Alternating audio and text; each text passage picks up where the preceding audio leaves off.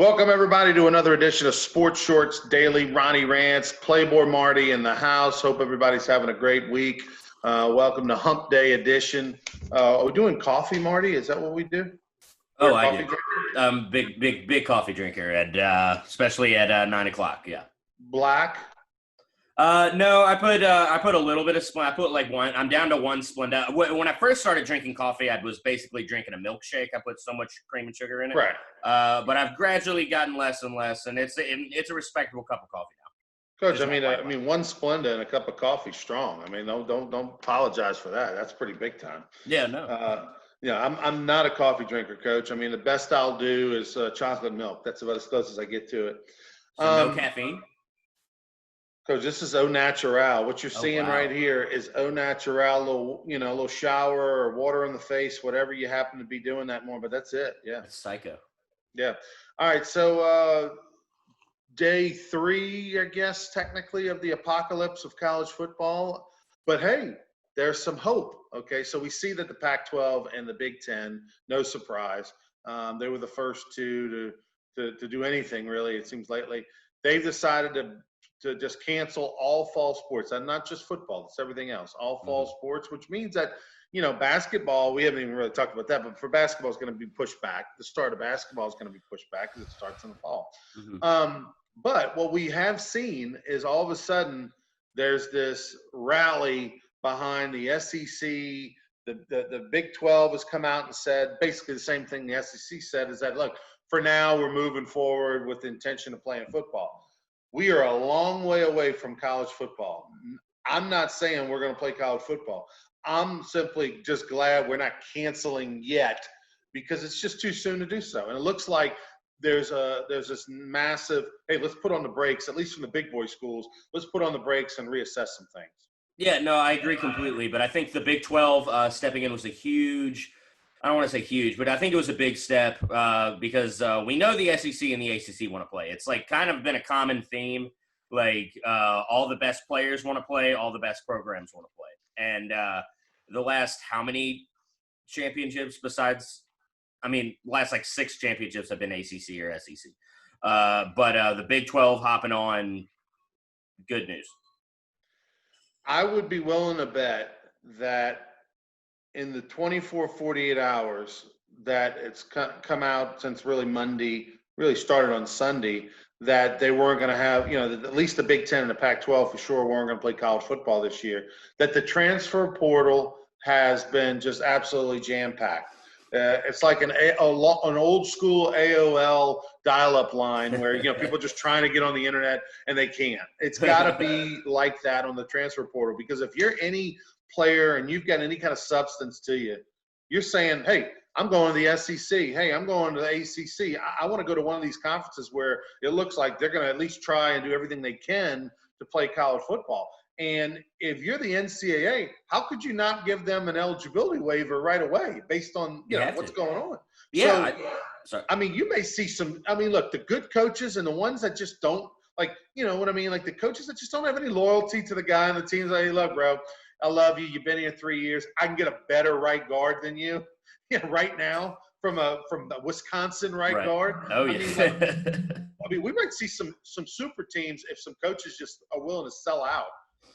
Yeah, that would be interesting to see. Just if the SEC could just savage all of that. That would be insane. But it's just so weird. One of the things I thought about is how weird is it that Justin Fields basically gets one college season because of a global pandemic and Kirby Smart's weird attachment to a worse quarterback than him.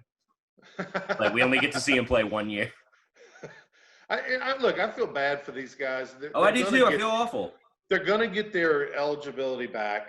But let's face it, most of the really good players, it's not about eligibility. They just want to get to the NFL. They want to get to the NFL as quickly as they can. Yeah, and if there's a spring season, there's no way those guys are playing. Like, if there's a spring season, Jamar Chase not playing, plenty others. I don't want to think you're talking about the obvious slam dunk, don't need this season to be first round pick type players, and that's a handful of guys. You're right. I mean, let's face it. I mean, Joe Burrow even came out with a great tweet where he said, "Look, if this had been me a year ago, I might be looking for a job today. You know, heck, he might be just selling insurance." But so he needed this season. He came out of nowhere. There are some guys, and Jamar Chase is clearly one of them, that could not play this year, and he would still probably be a first-round pick next year. Mm-hmm. But that's not – I mean, that's the 0.001%. I get it, but college football needs stars. They do. And all I'm saying is that, like, they're going to get their eligibility back, and these guys need to play. Look, if you do play in the spring, and that's being thrown around right now, those two conferences – Big Ten, Pac-12 are throwing around the idea of playing in the spring. If you're a good player who thinks, you know what, I just need a little bit more tape, or I need some tape to solidify myself as a top 3-round pick or something like that, what's stopping you from going through and you play? And they have a spring schedule, which of course runs right into all the tryouts, the combines, and all those types of things in the draft. What if you go to camp and play 2, 3, 4 games, do well, and go peace out? I mean, we've seen that done during the regular season where guys have decided, I'm going to sit out the rest of the year for the draft. Yeah. You could do the same thing in the spring. Go get you a couple games. Well, I busted out. I had 150 yards rushing and 175 rushing. I'm going to sit out the rest of the game. They know what I can do now. Yeah, you probably would see a lot of that. And just on the spring schedule, playing football in the spring, like, what a joke these conferences saying that they care about player safety in that regard. Like, if you care about player safety and your idea is to play 2 football seasons in 10 months, get out of here. No. Look, we're pushing everything, whether it's music festivals, concerts, weddings, bar mitzvahs. That's the second time this week I've said bar mitzvah. I think I haven't said the word bar mitzvah twice in a year. But anyway, we're pushing every event, every season, every sporting everything. There you go. By the way, the jazz singer with Neil Diamond from the early 80s, I know you're way too young.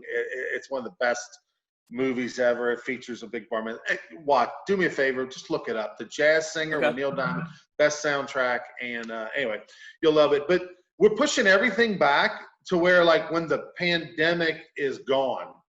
Okay, first off, COVID's never leaving us, right? It's always going to be around. It's just a matter of how the controlling and the numbers, but it's not going to disappear from the planet. And 2, you can't possibly have every event on the same weekend. You know what I mean? Like, we're going to have baseball, football, basketball, all at the same time. There's not enough channels. There's not enough. Yeah, it would be a nightmare for the networks. Yeah. It's crazy.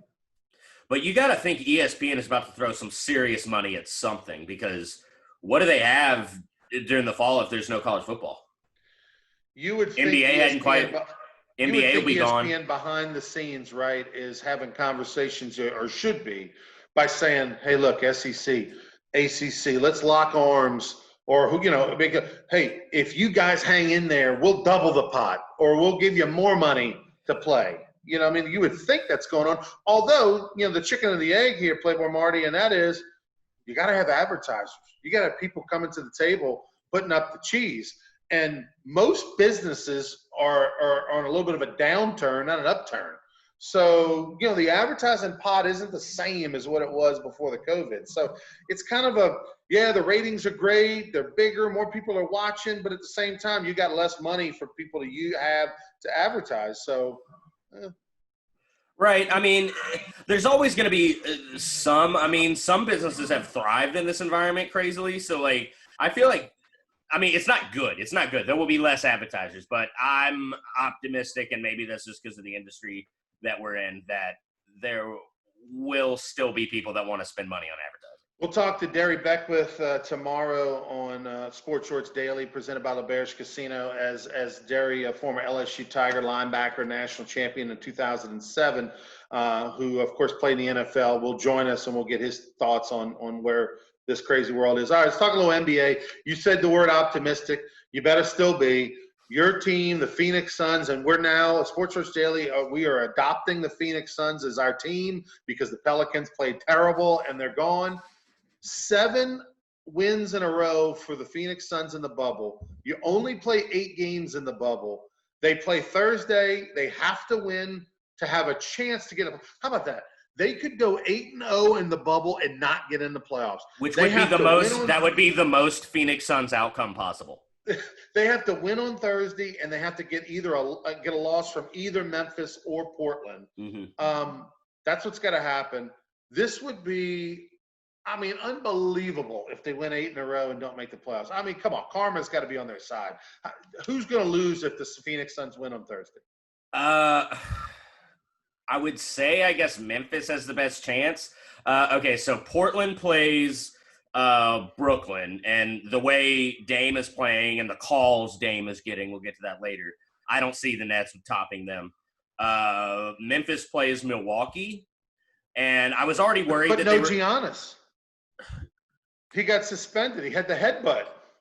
So he's going to be probably suspended for the game. Yeah, like 3 people texted me, like, Giannis might get suspended, because I had enough of that Blazers game, and they were like, Giannis might get suspended. I was like, what?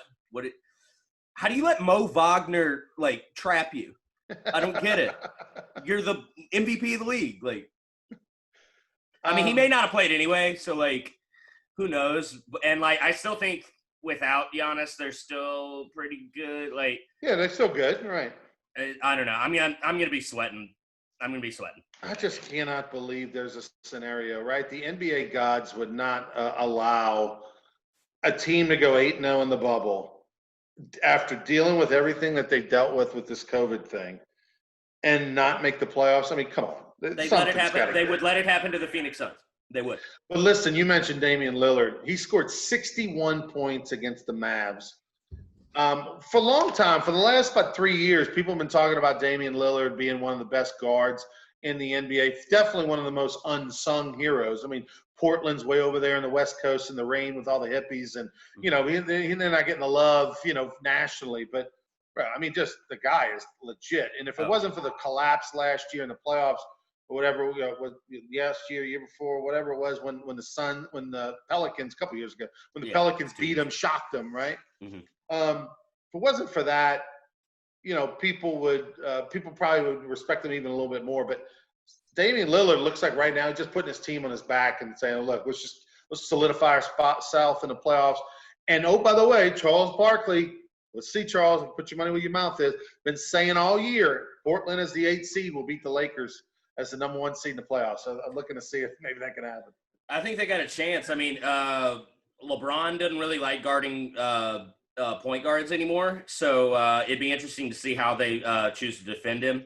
I mean, Damian Lillard's great. I mean, he has just some iconic moments in his career. That Rockets shot, the shot against the Thunder last year. Like, he's awesome, and by all means, just like a good guy. Everyone likes him. He has cool shoes too, but he does. They gotta stop giving him everything. He had there were 3 of his fouls called were on 3-point jump shots. Those are huge calls, and you just can't even be anywhere near it. And maybe this is because I was actively pulling against him last night because it would have really helped my Suns. It would have given us control of our own destiny. But there was some really bad calls down the stretch of that game. And you know what the line was? What? It was Portland -2. They win by 3. Makes you think. Think. So you're saying in the bubble that the crooked noses are getting to them to fix it, huh? I didn't say that. I said it makes you think. Hey, a little baseball talk here to finish the show. This segment today. Oakland A's. Loreno got suspended 6 games. Remember, he charged Alex Cintron, the hitting coach for the Astros, a couple days back. Cintron got 20 games.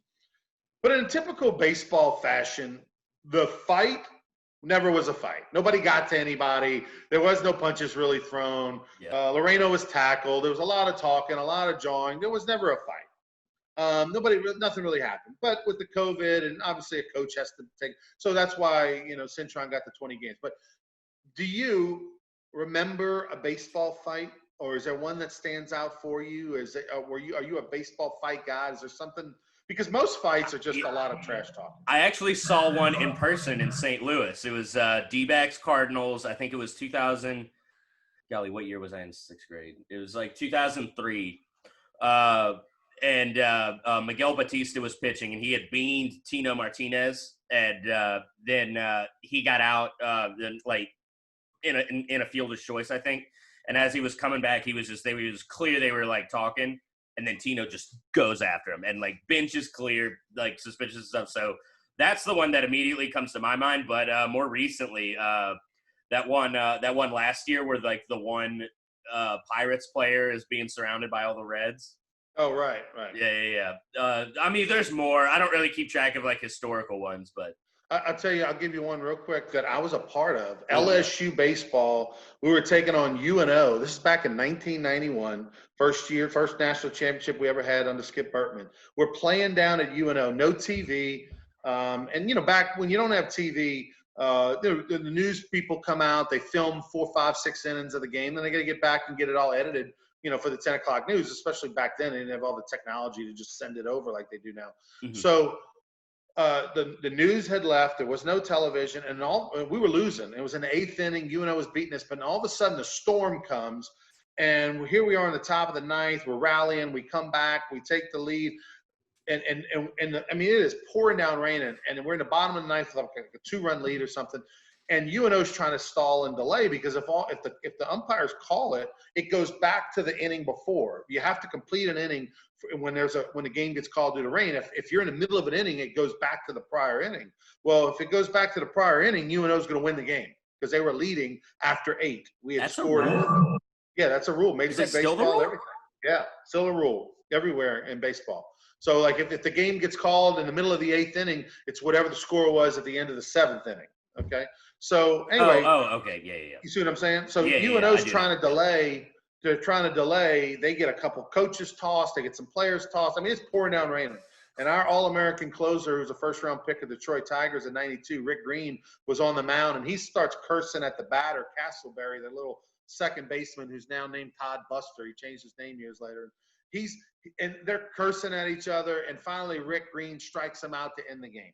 Okay, So we go through the line shaking hands, you know, good game in the middle of the field. And Castleberry, who's a little stocky, you know, 5'9" dude or whatever, and Rick Green's like 6'5", $180 at the time. Mm-hmm. And Rick, like, goes up to Rick while we're shaking hands and says, "Hey, did you tell me to go F myself?"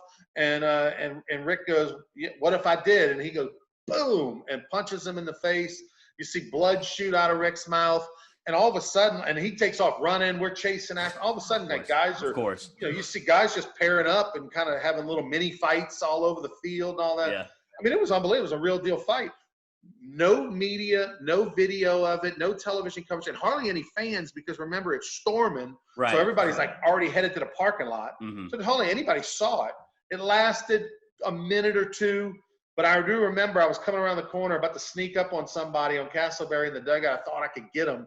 And Skip Bertman grabbed me by the back of the shoulder and Rantz, get over. He had like that old man strength. You know, he just like grabbed me by the back of the neck and yanked me away and threw me out of the dugout. But that was a legit – I played a little minor league baseball. Of all the fights, that was probably the most legit, the one I had my freshman year at LSU against UNO. Did you get any licks in? No, but I did stop a buddy from getting his you know what beat. That's good. Johnny Telechia was on top of Darryl Nicholas. Johnny Telechia was our first baseman. Darryl Nicholas played AAA with the Brewers, and he was a good dude. I knew him, and Johnny was wearing him out. And I ran over there and stopped him and said, "Hey, man, he's a good guy. Let him go. Let him go. Don't keep beating on him, you know." But and Telechia was like, "He's all right. He's okay." I'm like, "You know, yeah." But yeah, it was a good time. All right, Sports Shorts Daily presented by LeBear's Casino. He's Playboy Marty. What's in his closet? We'll eventually find out. I'm Ronnie Rantz. Tune in tomorrow. Derry Beckwith will join us, former LSU linebacker great. We'll talk what's going on in day 4 of Apocalypse, a college football style. Have a great day, everybody.